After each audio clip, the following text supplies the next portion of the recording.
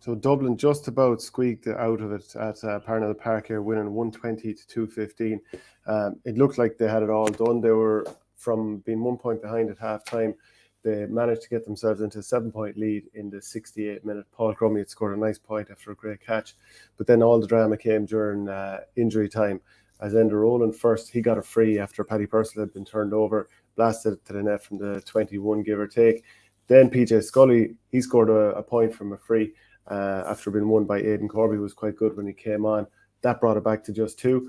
And then in the very last minute, 75th minute, I have it down as Fiachar C. Fennell went running through in that lovely pacey style of his. He was foot tripped by Conor Burke, which meant that all eyes in the stadium went down towards Enda Rowland, who came back up the field again. He's a fierce puck of a ball, and he wound up from just the side of the D, probably 25 yards out, give or take, blasted at that goal. This was Dublin, losing and Laois winning if it went into the back of the net.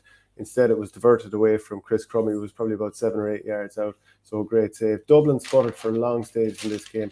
11 wides into the first half compared to 4 for Laois. Just one attacker scoring from open play during that time.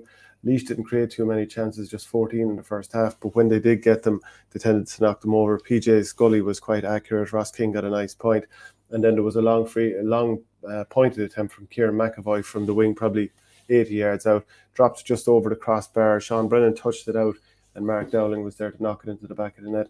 Big problem for Dublin is too often in the first half, they didn't get their main men shooting. I mean, Ronan Hayes had very few shooting attempts throughout the course of the game. Eamon Dillon didn't really have many shots. They both won a free or two each. Danny Sutcliffe didn't touch the ball until the 31st minute, as far as I saw. And Davy Keogh's shooting was erratic, as was Paddy Smith's. Keane O'Callaghan had 1 or 2 that didn't go his way. So the problem was too often the wrong men were probably at the end of the move.